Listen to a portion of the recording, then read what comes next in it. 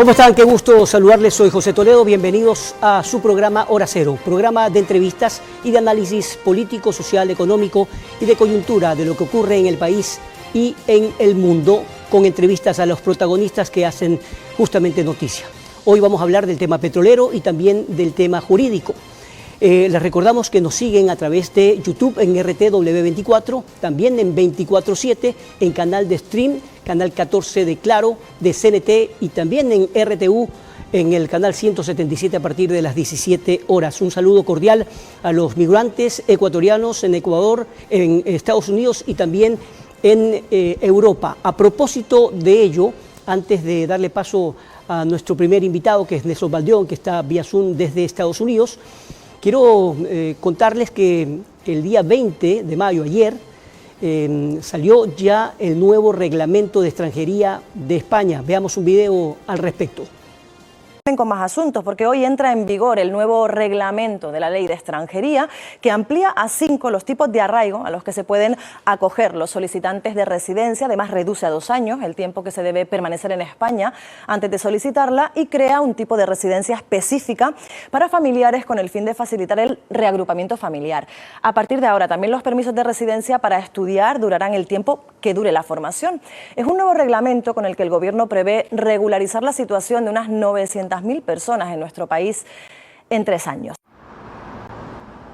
El nuevo reglamento de extranjería aprobado por el Consejo de Ministros en noviembre del año pasado entra en vigor este martes 20 de mayo. A través de algunas novedades, el Gobierno pretende con la reforma de la norma simplificar procedimientos y eliminar duplicidades. El nuevo texto crea un título específico para los visados, que clarifica el esquema de autorizaciones, los requisitos y los trámites en general.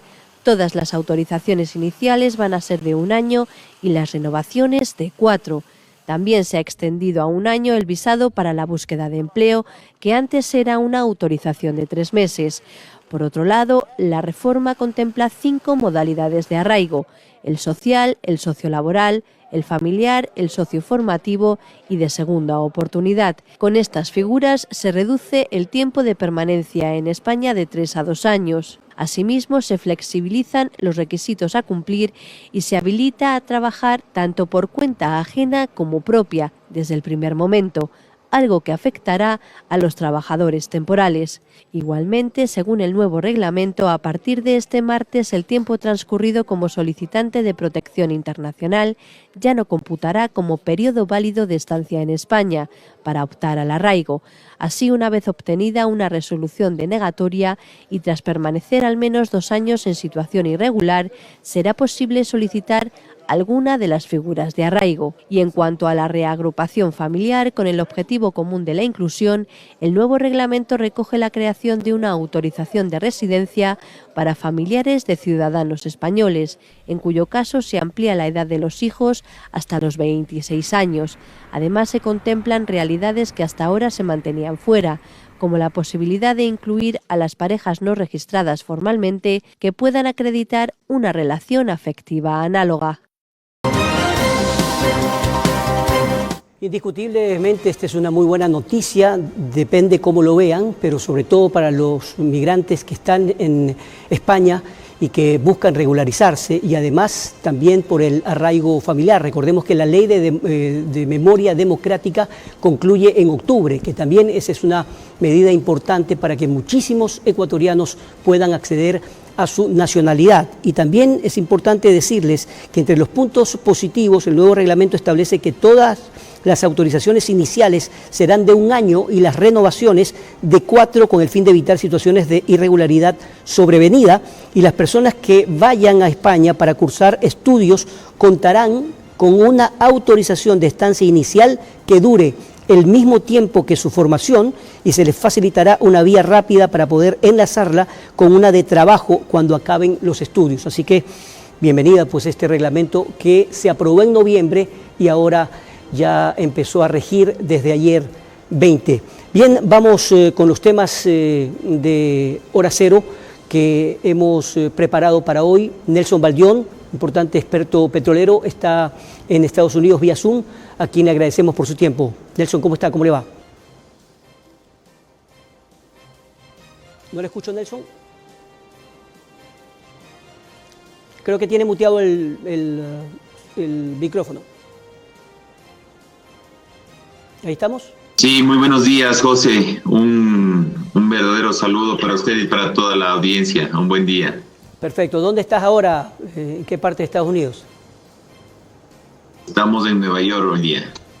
Perfecto. Bueno, es indudable que las expectativas del viaje del presidente de la República, esa gira que hizo en diferentes países, también en Arabia, conectó con algunas expectativas que tienen de los diferentes commodities, pero indudablemente lo que más afecta a favor o en contra es la situación del petróleo. ¿Cómo lo observa y cuáles son esas ventajas que podrían tener el Ecuador con respecto a países por supuesto, Estados Unidos y también Medio Oriente?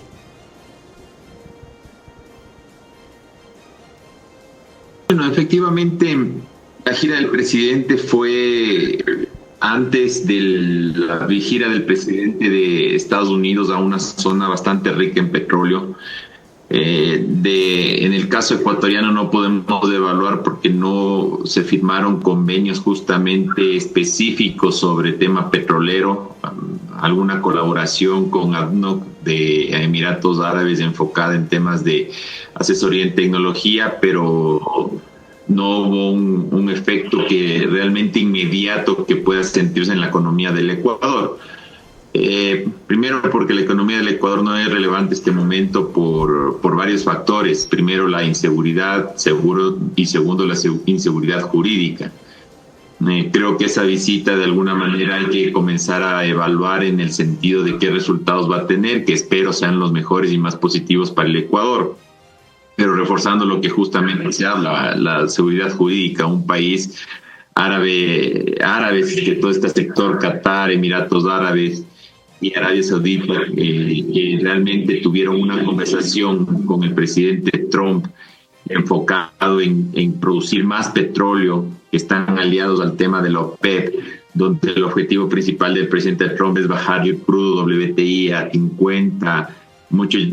Hay una expectativa de Goldman Sachs de llegar hasta $40 el barril, pues hace que realmente el Ecuador debería estar preocupado en qué estrategia va a utilizar ante un mundo que se viene en un commodity de $40 a $50 el barril, ya que al presidente Trump eso le ayuda muchísimo a bajar el costo de gasolinas en Estados Unidos y que le permite industrializar mucho más rápido la economía americana y sobre todo le permite mitigar altas inflaciones. Entonces, esa es la perspectiva que existe en este momento. Realmente de Ecuador no hemos encontrado todavía pronunciamiento de qué va a hacer o qué estrategia va a utilizar. Justamente ayer en un artículo de Bloomberg salía lo que están haciendo las petroleras de Latinoamérica para volverse eficientes en mitad de esta tormenta tan fuerte que se viene. Lastimosamente el Ecuador no ha demostrado una estrategia, porque más allá de que se baje o suba el petróleo, lo importante es qué tan eficiente puedo ser, ya que la demanda mundial de crudo existe y existirá unos cuantos decenas de años más. Justamente, ¿cuál debería ser esa estrategia que debe seguir el Ecuador, analizando lo que ocurre en Colombia, en Perú y ahora en Argentina también? Lo primero que se tiene que hacer es generar el compromiso del presidente y de todo su gobierno hacia un recurso que tiene el Ecuador bajo tierra, ni siquiera en el subsuelo. Por eso está mal hecha hasta la consulta del ITT, porque se dice el crudo que está en el subsuelo no existe, el petróleo está en la roca madre. Entonces, lo primero que tendrían que hacer es ese compromiso para ir a la Corte Constitucional y revertir esa horrorosidad que fue cerrar el campo ITT. Esa es la primera parte. La segunda es terminar la concesión del bloque Sacha, que ya se ofreció. Uno piensa que eso es chiste, que el haber asignado a una empresa, el haber comprometido ya a delegar ese campo. Eso en los reportes internacionales que los leemos, digamos que las personas entendidas de petróleo, suena a broma que se le haya asignado, se le dé 5 días sin haber firmado un contrato ya para delegación. En el mundo del petróleo dicen con qué seguridad jurídica puede ir a un país que de la noche a la mañana les cambian las reglas del juego. Eso es lo segundo que debe hacer. Eso le permitiría tener actividad petrolera en zonas que ya están abandonadas. Mire, es muy lamentable lo que pasó en Ecuador en la zona de Alto Punino, ya que realmente más allá de la minería es que hay campos abandonados, la infraestructura no está activa o no se han hecho catastros mineros, y eso hace que estos grupos ilegales pues sean los mayores habitantes de estas zonas, ya que al no haber actividad formal donde las empresas petroleras van con responsabilidad social para activar las relaciones comunitarias, para incrementar producción petrolera, para dar trabajo, pues la pobreza mande y estos grupos tengan un mayor caldo de cultivo. Eso es el segundo aspecto. La importancia de estas dos, digamos, mensajes a nivel mundial de retomar el campo ITT, de delegar el bloque Sacha, pues generaría lo que siempre llamo estas fronteras vivas que permitan justamente tener esta actividad. Y todo eso activaría la industria nacional. El componente nacional es muy importante. Como le dije, el que vaya la inversión extranjera permitiría que entren esta fuente de trabajo formal. Y para terminar, eso permitiría que justamente, como se mencionó, Colombia y Perú, que están activando sus campos petroleros, sobre todo evitar algo, lo que está haciendo, ahí hago un paréntesis, lo que está haciendo Colombia y Perú es muy interesante, sobre todo Perú, porque estamos trabajando en un proyecto allá con Chevron. Ellos ya se olvidaron de esas famosas licitaciones que en el Ecuador más son caldos de cultivo de corrupción, donde se hacen concursos, licitaciones, se caen por conveniencias. ¿Cuál es la diferencia en Perú, no salen Nelson? Los bloques, no hay inversión. Nelson, perdón que te interrumpa. ¿Cuál es la diferencia? ¿Por qué razón en Perú sí están entrando empresas como la que acabas de mencionar? ¿Por qué Colombia se está abriendo mucho más? Chevron y Oxy. Sí. Mire, primero porque han visto el potencial. Los yacimientos que existen alrededor del Ecuador no están siendo aprovechados por el Ecuador. Y recordemos que el petróleo no tiene fronteras, por ende, al no tener fronteras, sale a la superficie el primero que lo absorbe, así de sencillo. Entonces, al tener el Ecuador un potencial petrolero no aprovechado, simplemente yo tengo campos alrededor y yo lo puedo sacar sin ningún problema. Eso es lo uno. Hay petróleo.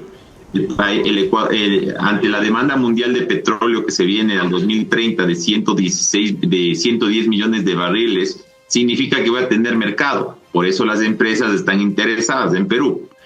Tercero, la seguridad jurídica que ofrecen estos países. Ellos ya dejaron de hacer las famosas licitaciones que le estaba explicando, llenas de estos defectos que retrasan, que se demoran 3, 4 años, que las tumban. Ellos están haciendo entrega y delegación directa de campos, transparentemente, con procesos, no cualquier empresa, como nombres como le estoy dando, sino la Chevron, la Oxy, Total Energies. Son empresas comprobadas a nivel mundial que tienen un currículum impresionante que se le está delegando directamente. En cuestión de un mes, de 2 meses, usted ya tiene exploración petrolera. Esa es la gran diferencia. Ellos entendieron que si no lo hacen rápido, otro lo va a hacer. Mire, el Ecuador ya perdió la oportunidad, se están poniendo alrededor y el primero que absorbe ese petróleo es de él, punto. Entonces, es que ellos tienen una mentalidad más ágil y esa seguridad jurídica que tiene el Perú es lo que permite justamente tener esa confianza para ir a meter miles de millones de dólares y activar una economía petrolera que tiene mercado. A eso iba. La Asamblea tiene una tarea durísima, pero muy significativa. Es tratar de darle gobernabilidad al país y, por supuesto, al gobierno. Pero por otro lado, el gobierno también tiene un desafío enorme en Petroecuador, porque que es la empresa más importante del país, sin embargo, ha tenido continuos cambios en su timón, es decir, con sus gerentes, y esto le hace ver muy débil a esta empresa. Entonces, ¿cómo lograr que tenga una estabilidad para que tenga gobernabilidad? El tema tema de Petroecuador y el tema petrolero en el Ecuador en este punto ya recae en la responsabilidad del presidente de la República. Es pura decisión política ante la ingobernabilidad de Petroecuador, ante la declinación del 24% de producción petrolera. El único que puede tomar decisiones es el presidente. El presidente debería tomar la decisión de mandarle a un modelo SA a Petroecuador para que sea autónomo, independiente, rentable, gobernable y todo, pero no se ha tomado la decisión. ¿Por qué? Pues será por miedo a los importadores de combustible, será por miedo a los sindicatos, nadie sabe, solo el presidente tendrá la respuesta, pero eso es decisión política. En el tema de la delegación de bloques, como él mismo dijo, yo decido en 5 días de entregar o no el campo, es decisión política, ahí está totalmente mostrado. Entonces el presidente tiene que rodearse de gente que sepa de petróleo, no gente improvisada que nunca ha conocido el sector petrolero y que le permita la mejor asesoría, porque como está la situación en el Ecuador, en el mismo Petroecuador, en los mismos bloques petroleros que están declinando, es una orden de él. Mire, hay empresas, y le digo porque conozco de allá, hay empresas que ruegan por ir a reunir y cerrar los planes de producción, 200, 300 millones de dólares, y les dan vueltas. Así de sencillo. Entonces, si es que ellos no toman esa decisión, el presidente, y él mismo se sienta como miembro del directorio de Petroecuador, a ver qué se delega, qué se incrementa en producción, muy difícil si él no entiende. Yo he visto mucho, la ministra Moya ha ido a China a pedir créditos para energías renovables. Mi mensaje es, ya no crean en cucos. Ayer el mismo secretario de Energía de Estados Unidos, que tengo el placer de conocer, dejó sin financiamiento todos los proyectos verdes. Lo verde no existe, es caro, costoso, contaminante. Y eso ha hecho que todos vuelvan a ver el petróleo. Y si es que la tendencia mundial del petróleo, porque Estados Unidos está dominando ese mercado con Arabia, tenemos que ir por donde se domine el mercado, no por irme en contra de lo que está generando la tendencia de mercado. Si quiere el Ecuador ser un país verde, perfecto, está muy bien. El mismo petróleo, el mismo hecho de tener petróleo le permite a los gases de mechero no apagar el mechero, sino generar energía del flaring. En el Ecuador se queman 500 millones de dólares anuales en gas que se van a la atmósfera en vez de utilizarla en energía, 250 megawatts que luego les toca contratar más caro con maquinaria que le permite generar a través de lo que es el diésel y el gas. Ahora, el mismo hecho del petróleo le permite hacer geotermia a través del pozo, entonces soluciones existen. Ahora, Nelson, ¿qué es lo que se estima con respecto al precio del petróleo para los próximos meses?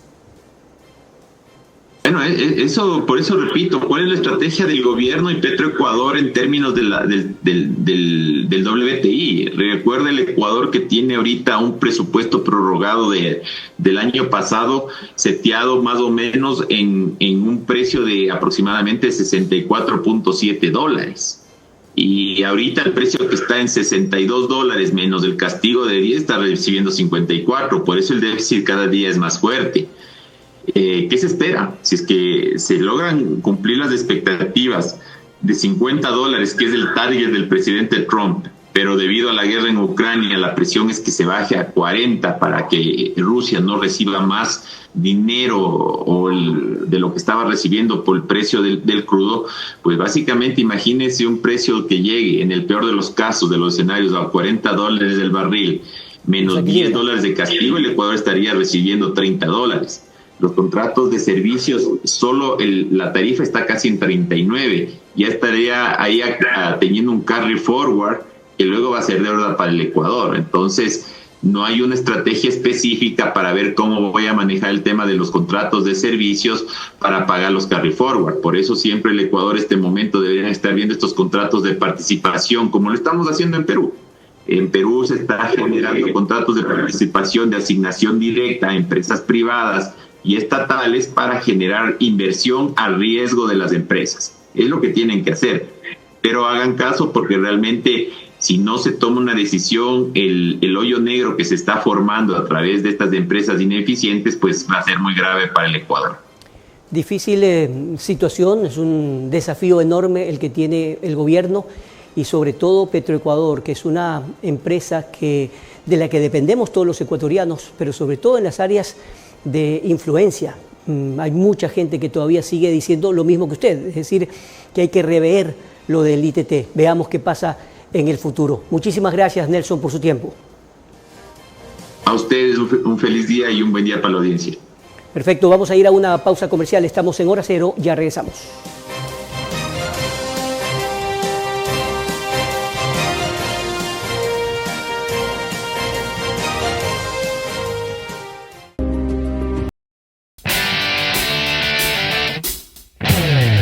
Aquí empieza el Ecuador, primera iglesia construida por los españoles. Que quien hizo la música fue Nicasio Zapavi, que era libanés. Ahorita estamos viendo Grey Putum. Es muy chiquito, no crecen más. ¡Qué precioso! Apareció un cuchucho para saludarnos. Es el principal referente en la provincia del Oro. La propiedad, como les dije, tiene 3 hectáreas con bosques privados donde se puede hacer caminatas. Estamos ubicados en uno de los sitios estratégicos de la geografía del Ecuador. Estamos en playas. Se habla de que aquí es el segundo mejor clima del mundo. Estamos en el mercado de la Merced. Aquí hay el tradicional hornado. Y el plato típico por excelencia, el tigrillo. Lo vamos a probar entonces el chontacuro. Hoy van a probar lo que es el crepe de camarón con pangora y unas ostras gelatinas estilo Don Fortu. Espero que lo disfrutes, espero que sientas el placer. Porque es de los platos que más salen es el cocolón de cangrejo.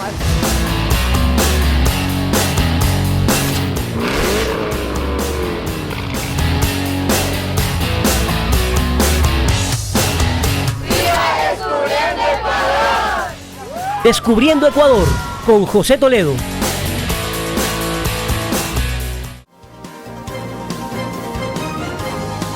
Y continuamos con más de Hora Cero. Les recordamos que nos están siguiendo a través de YouTube en RTW24, en 24/7 y en diferentes plataformas. También en RTU a través del canal en DirecTV 177 y en cable en CNT y en Claro. Continuamos con más de nuestro programa para analizar o continuar analizando la ley urgente enviado por, o el proyecto de ley urgente enviado por el presidente de la República para combatir las economías criminales. Está con nosotros el doctor Hernán Ulloa. Doctor, ¿cómo está? ¿Cómo le va? ¿Cómo le está? ¿Cómo está? Muy buenos días. Muchas gracias por la invitación. El retorno del audio no se le escucha muy bien, pero en todo caso trataré de responder las preguntas que me haga. Muchas gracias por la invitación, le reitero. Bien, gracias a usted. Esperamos que ya mejore el audio para que nos pueda escuchar muy bien. Hay algunas acciones fundamentales que el Observatorio Ecuatoriano de Crimen Organizado ha presentado y ha dicho con respecto a esta ley que tiene algunas deficiencias para un real combate contra las economías criminales por la ausencia de recursos para generar mecanismos de investigación financiera y patrimonial que no dependan únicamente de los resultados de flagrancia. ¿Cuál es su análisis en la estructura legal y jurídica sobre esta ley? Mire, lastimosamente nuestra soberanía de alguna forma se ve limitada al nosotros tener una imposición constitucional de vernos sometidos al bloque de constitucionalidad y convencionalidad, tratados internacionales, especialmente las sentencias de la CIDH. ¿Y por qué digo un poco limitación a la soberanía? Porque en este estado en que nos encontramos nosotros en la actualidad, estimado José, tenemos que buscar las medidas que sean acordes y necesarias para poder sobrevivir a esta criminalidad que está azotando a la nación. Y lastimosamente esta línea directa con la convencionalidad no permite que el Estado pueda tomar decisiones, ¿ok? No permite que el Estado sea más contundente con la lucha contra la corrupción y la delincuencia organizada. Lastimosamente tenemos ese candado, y lo que estoy diciendo como abogado de formación constitucional y también penal va a resultar muy polémico, José, pero le digo que esto de aquí es para poder gobernar o regir en el paraíso esta clase de normativas. pero no en una ciudad y no en un país donde impera el caos, el desorden, el crimen organizado, la delincuencia y el narcotráfico. Se está tomando las instituciones del Estado. Esto de aquí cabe perfectamente para Noruega, Suiza, Finlandia y países nórdicos, Canadá, pero no para un país que se ve en una crisis extremadamente grave y que lastimosamente el gobierno tiene las manos atadas para poder tomar decisiones. Entonces, partamos de ahí, José. Sí, ese es el punto uno. Sí, okay. Partamos de ahí. Ahora, obviamente, existe una ley de impulso económico que es un poco controversial, porque el presidente lo que está diciendo en esta ley es, oiga, estas herramientas necesito para trabajar. Ustedes en la Asamblea, yo propongo, ustedes en la Asamblea, búsquense los mecanismos constitucionales para que la idea quede plasmada en un ordenamiento jurídico de tal forma que no se vaya en contra de este bloque de constitucionalidad, de que no parezca abusivo y se pueda obviamente poner en vigencia para su aplicación inmediata. Ahora bien, toda ley o todo proyecto de ley que se lo envía a la Asamblea es perfectible. Justamente los asambleístas tienen la obligación, tanto del gobierno como de la oposición, de revisarla, de escudriñarla, de revisarla en función de país, no para favorecer absolutamente a nadie. Entiendo lo que usted dice y también he revisado y he escuchado a muchos analistas que hablan justamente de que esta ley probablemente no se ajusta a nuestra realidad. Pero algo tenemos que hacer para evitar que la criminalidad siga ganándole a la legalidad. Entonces, esto es perfectible. ¿Qué es lo que hay que sumar, corregir para que esta ley pase de la forma en que buscamos los ecuatorianos? Mire, cada vez que yo veo que algo así tan necesario va a la Asamblea Nacional, place arrancarse los pelos, porque lo único que tú escuchas en la Asamblea es, esto no vale. Esto simplemente atenta, cuando les conviene, atenta contra los derechos humanos, se enmarca en situaciones que van a afectar la seguridad jurídica de las personas, pero no brindan soluciones, José. Entonces nosotros los ciudadanos, usted como comunicadores y escuchado a otras personas, hay que proponer para que la intención de esa norma se ajuste a la Constitución y la ley. No, estoy revisando poco a poco esta norma, pero yo, por ejemplo, he analizado perfectamente lo que propone el presidente respecto del indulto anticipado. Entonces, ¿cuál es la crítica? A ver, señores, la institución dogmática, doctrinaria e institucional del indulto involucra necesariamente que haya una sentencia condenatoria ejecutoriada, porque si no existe la sanción ejecutoriada, entonces no tiene razón el perdón que viene a ser el indulto. Y entiendo, porque sobre una persona que no tiene una sentencia condenatoria ejecutoriada, recae sobre esta persona el principio de presunción de inocencia. Hasta que usted no tenga una sentencia condenatoria ejecutoriada, usted es inocente para la ley, así está en la cárcel. Entonces, ¿por qué me vas a perdonar? Entiendo que hay un choque con la institución, pero aquí viene la inteligencia del profesional del derecho, la inteligencia que deberían tener los asambleístas y ajustar la intención del presidente. ¿Cuál es la intención del presidente, estimado José? Darle seguridad desde el Estado a la policía y a los soldados del Ecuador que se están fajando en la frontera y en diferentes lugares contra la delincuencia organizada. Darle seguridad desde la ciudadanía, de que pueden sacar sus armas el momento en que se ve amenazada su vida, la vida de un ciudadano y la vida de él mismo, para coger y disparar y no esperar a que le disparen. Entonces, esa es la intención, darle seguridad, certeza de que el policía va a estar seguro de poder cumplir con su deber para que y el día de mañana no vaya a ser investigado, preso, procesado, luego sentenciado. Entonces, ese es el sentido. Asambleístas, piensen, este es el sentido. ¿Cuál es la solución?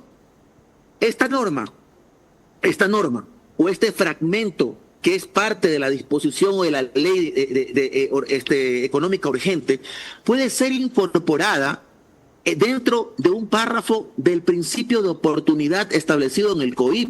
Y establezco, José, ¿qué es el principio de oportunidad? Es la facultad que tiene el fiscal para iniciar o no un proceso penal, para investigar o no un determinado delito, si es que se cumplen diferentes circunstancias, porque en la ley establecen cuáles son los casos donde el fiscal puede decir, a ver, yo no voy a investigar, principio de oportunidad, señor juez, verifique. Hay casos donde el fiscal puede hacer eso. Señor juez, yo no voy a procesar a esta persona. Aquí está en las causales del principio de oportunidad. Existe eso, que es lo que quiere el presidente. Evitar que esta gente sea procesada, investigada y vayan a la cárcel. Entonces se puede incorporar este artículo dentro del principio de oportunidad y darle una atribución más al presidente dentro del COIP, además del indulto, lo cual es factible, José, constitucionalmente, porque el artículo 147 de la Constitución, que habla de los atributos del presidente de la República, dice aquí algo importante. Son los atributos del presidente los siguientes, y enumera 19 razones, pero también dice las demás que establezca la ley. Es decir, por medio de leyes se puede dar atribuciones al presidente del Ecuador. Utilicen esa herramienta ejecutivo para poder hacer leyes que le den fortaleza al Ejecutivo para enfrentar la delincuencia. Ahora bien, dentro del análisis que ha realizado justamente el Observatorio Ecuatoriano de Crimen Organizado, menciona algunas cosas que me parecen interesantes. Por ejemplo, dice que hay que transparentar los indicadores de las entidades de justicia relacionados con el comicio de bienes incautados para garantizar un control más efectivo y rendición de cuentas, que eso también se ha mencionado insistentemente en el pasado. Fortalecer el sistema de prevención y combate al lavado de activos. ¿Qué se está haciendo para evitar, para prevenir justamente aquello? Doctor Ulloa. El informe que usted está leyendo está en el contexto obviamente regular. Escúcheme, el contexto, esto es importante, el contexto regular, ¿ok? Lo que esta ley económica urgente contra las economías de las mafias criminales está regulando un estado excepcional, que es el conflicto armado interno. Porque el presidente en cualquier circunstancia no va a poder generar este principio de oportunidad o este indulto anticipado, sino dentro del contexto de un conflicto armado interno. Entonces tiene que usted separar lo regular de lo excepcional. En lo regular, obviamente, tienen que funcionar todos los mecanismos y todas las instituciones del Estado, superintendencia de bancos, superintendencia de compañías, UAFE, fiscalía y todo. En el marco regular tienen que obviamente, y dentro del debido proceso constitucional y procesal, tienen que obviamente establecer algunos indicios en contra de personas para que puedan darse sanciones sobre ellas. Pero sobre un tema excepcional, que es un conflicto armado interno, que nos tiene hasta el cogote lleno de muertos del Ecuador todo el rato, hay que tomar medidas de carácter excepcional. Solamente hay que ajustar ciertas regulaciones a la norma constitucional, vía ley o vía inclusive reformas constitucionales, para que esto se pueda concretar. Y se necesita obviamente de la voluntad, ya dejarse de los revanchismos de que yo soy RC, yo soy por acá ADN, yo soy por acá PSC. Todos somos ecuatorianos y si ustedes se ponen a pelear nos joden a todo el Ecuador. Bueno, esta es una ley justamente en la que todos los ecuatorianos deberíamos estar involucrados, es decir, en el sentido de saber perfectamente a qué obedece cada artículo para que todos estemos conscientes de lo que ocurre. Por ejemplo, yo digo lo que los expertos han mencionado permanentemente, cómo reforzar el control de armas mediante la detección de su origen y componentes, y también fortalecer los mecanismos de rastreo y fiscalización. Es decir, obedece lo que mencionábamos en uno de estos días con algunos otros analistas. La situación que vivió Perú con el narcotráfico y con el terrorismo, MRTA, Sendero Luminoso, y lo que pasó en los años 80-90 Colombia con los cárteles de la droga. Es decir, esos mecanismos utilizados, policías especiales, jueces sin rostro, fiscales dedicados exclusivamente a servicios especiales, eso también se podría implementar acá. Pero por supuesto, José, mire, hay cuestiones donde el crimen organizado ya rebasa la posibilidad logística de todo Estado. Entonces el Estado, por esta globalización, por este principio de solidaridad entre Estados, debe pedir ayuda a quien cuenta con los recursos tecnológicos, talento humano, tecnología, inteligencia, para poder sobrellevar este ataque de manera conjunta. Oiga, yo no descarto el hecho de que puedan existir bases militares, porque sabe que esto no significa en lo absoluto, como dicen ciertos actores políticos, degradar a la Policía Nacional. Esto es degradar a las Fuerzas Armadas. No, simplemente no cuentan. La capacidad de la delincuencia organizada, de comandos de diferentes lugares, del crimen organizado relacionado con el narcotráfico, rebasa las capacidades logísticas del Estado ecuatoriano. Entonces hay que pedir ayuda, auxilio, para que en materia de tecnología e inteligencia podamos reforzarnos y atacar directamente toda la logística que involucra la criminalidad, el crimen organizado. Entonces, sí es importante un pacto social nuevo en el país, un nuevo pacto social, donde queden de un lado todas aquellas intenciones egoístas que nos tienen al ecuatoriano común inmerso en la más desastrosa catástrofe que creo que ha vivido el país en los últimos 100 años. Entonces se necesita realmente mucho patriotismo, mucho corazón, mucha inteligencia emocional para poder darse cuenta que si tú no estás de acuerdo con el presidente, si tú no estás de acuerdo con el grupo amarillo, naranja, el grupo verde, este es el momento de la verdad, donde todos tienen que unirse y unirse cerebralmente para poder emitir criterios al unísono que puedan ser llevados y amparados en la Constitución para poder la intención del Ejecutivo concretarse en una ley. Esto sí es factible, estimado José. Lo que usted acaba de mencionar es correctísimo. Usted acaba de analizar unos temas importantes. Imagínese el aporte suyo en la Asamblea. Imagínese lo que yo acabo de decir en la Asamblea. Imagínese que ellos abran los oídos como radar y realmente acojan nuestras inquietudes. Será maravilloso. Bueno, es que hoy en día lo que debería hacer el país entero es tener un pensamiento crítico, hacer como las grandes naciones que tuvieron conflictos, como Chile en la Concertación, que escucharon a todos, la academia, los medios y por supuesto gente notable y que quieran contribuir. Es decir, hoy en día esa lucha contra el crimen no es solamente del gobierno de turno o de los asambleístas, sino de todo el Estado. Volvemos después de la pausa comercial con nuestra parte final.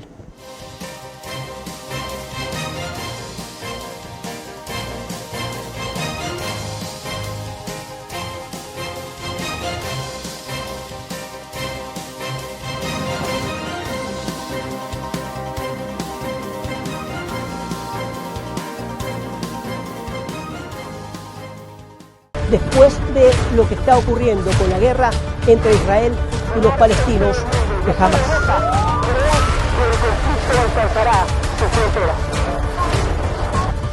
En marzo del 2004, España fue sacudida por el terrorismo. Aquí en Madrid se ha alertado en nivel 5 a máxima seguridad por posibles atentados.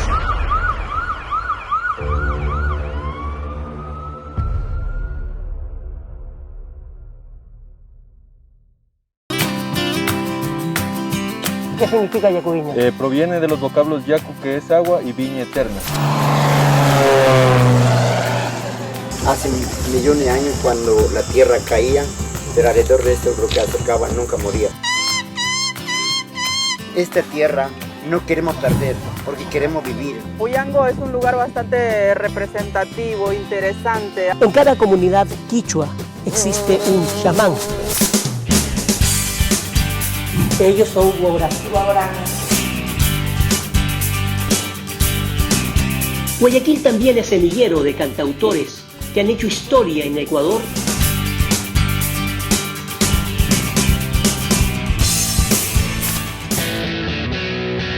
Si les gusta, por ejemplo, los deportes extremos, qué mejor que Baños de Agua Santa en la provincia de Tungurahua. Nacen justamente estas cascadas, totalmente cristalinas. En las balsas de Totora es un emprendimiento familiar.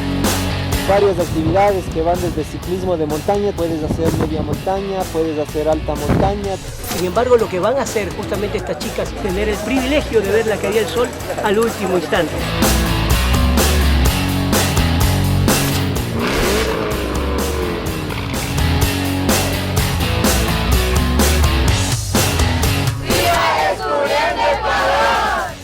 Descubriendo Ecuador, con José Toledo.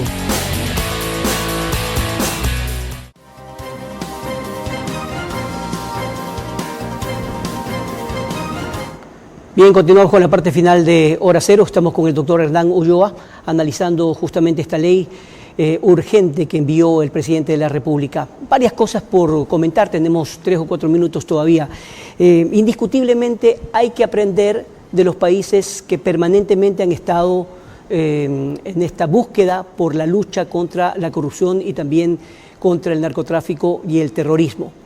En la gira que hizo el presidente de la República, entre otros países, estuvo también en Israel. Y ya en tiempo de campaña él había anunciado que iba a buscar esa ayuda, al igual que también de los Estados Unidos.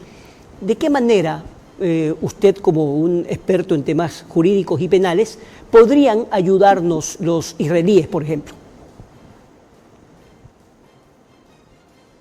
Mire, José, yo pienso que es importantísimo traer al debate el tema de nuestra permanencia en esta obligatoriedad de acatar estas decisiones de la CIDH. ¿Cuál es el peligro? Y van a salir un montón de abogados a criticarme, a decirme, este señor perdió los carriles. Pero bueno, ¿cuál es el contexto de todo esto? El contexto es evitar que existan gobiernos arbitrarios que violenten los derechos humanos, ¿ya? Ese es el contexto de todo esto, y que pueda haber una regulación supranacional que pueda reconocer esta violación de derechos en el caso de que un Estado los cometa. ¿Sabe qué ocurre en la práctica, José? Que si un país elige a un sujeto que luego se quiera hacer dictador, la CIDH no puede hacer nada. Y tal es el caso de Venezuela. ¿Qué diablos podemos hacer por los venezolanos, los ecuatorianos o la CIDH o la ONU o todos esos organismos? Absolutamente nada. Entonces es solamente lírica, José. ¿A qué voy yo? Mire, el Tribunal Europeo de Derechos Humanos reconoce el principio del margen de apreciación. ¿Y qué implica esto? Escúcheme, el Tribunal Europeo de Derechos Humanos es el símil de lo que aquí es la CIDH. Pero allá aceptan el margen de apreciación, el principio de margen de apreciación. ¿Qué involucra esto? Que no es, claro, una forma discrecional o excusa para acatar sus decisiones, pero sí permite cierta flexibilidad para que los estados, al momento de implementar sus derechos, especialmente en temas sensibles como moral pública, seguridad nacional, religión, derechos económicos y sociales, puedan tener un margen que no afecte su soberanía por momentos excepcionales como los que vive el Ecuador ahora. Pero no, nosotros no podemos salirnos de esta línea supranacional viviendo momentos excepcionales porque estamos en contra de la convencionalidad, en contra del bloque, que además está en la Constitución. Entonces hay que cambiar ciertas cosas, José, porque no se puede sobrevivir. Lastimosamente estas normas supranacionales benefician a los delincuentes, no benefician a la ciudadanía, benefician a los delincuentes. Hace poco la Corte Constitucional acaba de derogar un artículo del COIP donde el artículo decía, a ver, los que han sido reincidentes no se pueden beneficiar de una medida alternativa, pero la Corte dice, no, es que el bloque de constitucionalidad, la CIDH y las sentencias habla que esto es excepcional y por ende queda derogada esa norma. ¡Qué estupidez, pues! O sea, aquí tiene que imperar la razón versus la percepción de que vivimos en el paraíso y que tienen que haber leyes del paraíso para gobernar aquí. Si la delincuencia nos hace vivir en la Edad Media, hay que traer las leyes de la Edad Media para paliar la delincuencia. Bueno, es indudable que lo que usted menciona forma parte de la cantidad de cosas gravísimas que ocurren en nuestro país, de las falencias enormes que han habido durante muchísimos años y probablemente la inoperancia de las autoridades de turno. Pero hoy en día estamos en otra situación. Hay una nueva asamblea, o al menos así parecería ser, es decir, con ganas y con intención de cambiar esta realidad y de darle a los ciudadanos que votamos por ellos justamente las armas para que ellos puedan defendernos. El Ejecutivo, el Legislativo y todos los poderes en general deben trabajar en función del país. Es ese el panorama que nosotros aspiramos. Ojalá que ellos cumplan con aquello y nosotros vamos a continuar, por supuesto, haciendo el análisis crítico de cada uno de estos aspectos para sacarlo mejor. Aquí no hay activismo, aquí hay periodismo y eso es lo que buscamos. Doctor Ulloa, muchísimas gracias por su tiempo. Gracias a usted, José. Un fuerte abrazo. Muchas gracias por su invitación. Gracias, igualmente. Con esto estamos concluyendo Hora Cero, Dios mediante, hasta el día de mañana. Que esté muy bien. Los ecuatorianos que salieron del país en 1989, huyendo de la crisis bancaria y llegando a diferentes partes de Europa, han superado la crisis. Mi mamá aceptó, siempre pensó que nosotros tenemos que estudiar para tener más libertad y para tener todas las competencias para salir adelante en cualquier país y en cualquier parte del mundo. Han venido de mucho tiempo y hay ecuatorianos de tercera, segunda generación. Empecé trabajando como vendedor de la Nissan. Hoy por hoy manejamos 17 empresas en toda Europa. Ahora los ecuatorianos están entrando en otros contextos, por ejemplo en lo que son organización de muestras. Conoceremos sus testimonios, sus historias, en un documental especial para el Ecuador.